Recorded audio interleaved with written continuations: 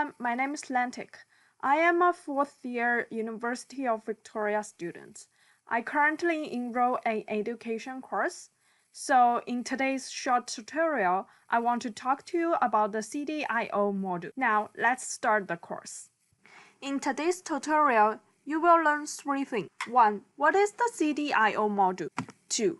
The Cdio standard. 3. The advantage and disadvantage of the Cdio.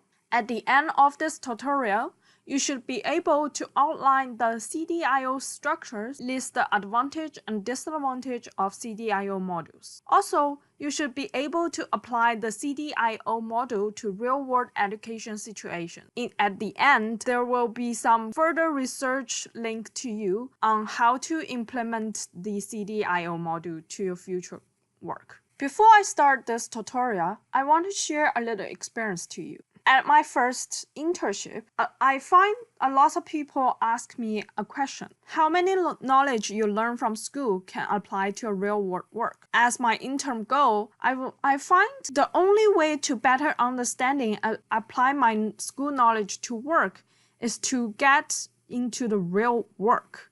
Before you start learning this course, I want you to keep this question in your mind and go through this course. The Cdio module is an innovative education framework originally identified by MIT to address the gap between teaching engineering practice and real-world engineer situations. It represents 4 stages of learning: conceive, design, implement, and operate.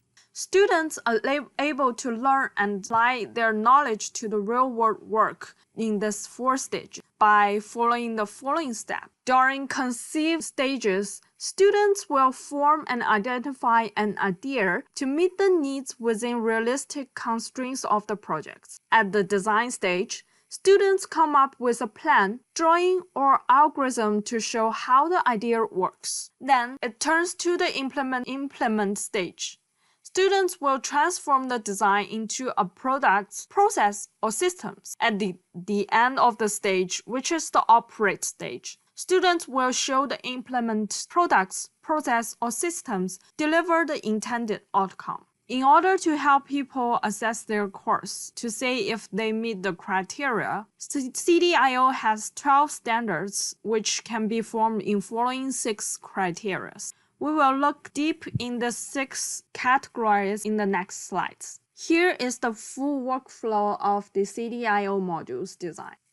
As you can see, at the first conceive stage, people will form and mainly focus on the fundamental principle of a life cycle context of education to form and identify an idea to meet all the stakeholders' needs at this stage. At the second design stage, people will mainly focus on the curriculum development and the design implement experience and workspace. These 2 points inflict to the standard 2 to standard 6, which will mainly focus on the learning outcomes, integrated curriculums, by combining the workspace or the personal experience into this design process. For example, when you are designing an engineering course, it is very important for students to have labs or the tutorials to help them using their school knowledge to create or a products or a systems at the end of this course. This will help them better understanding their learning context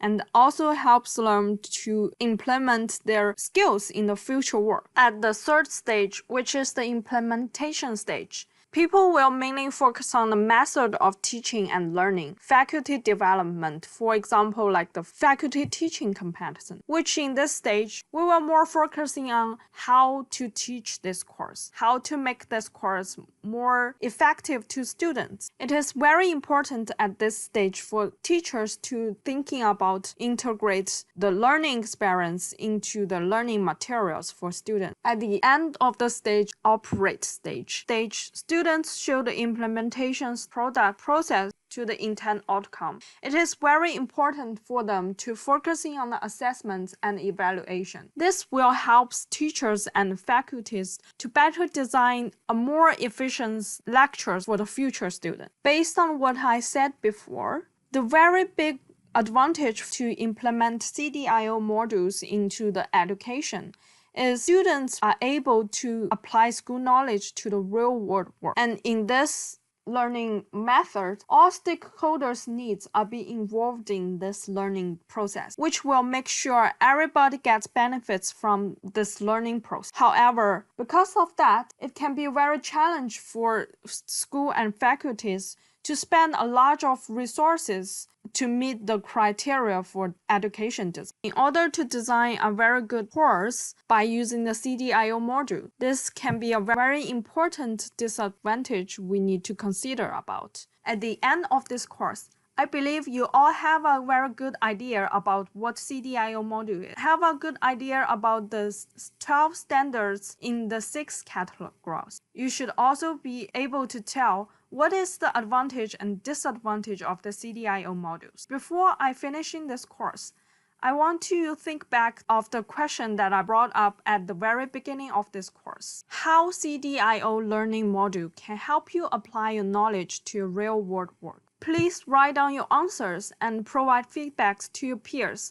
at the online funerals by the end of next week. At the end, I want to provide you 3 very useful books, web pages, and videos of the CDIOs that you can use. I hope you all had a great experience in this course. If you have any questions related to the CDIO modules, feel free to contact me at the following emails. Thank you again for watching my videos. See you next week.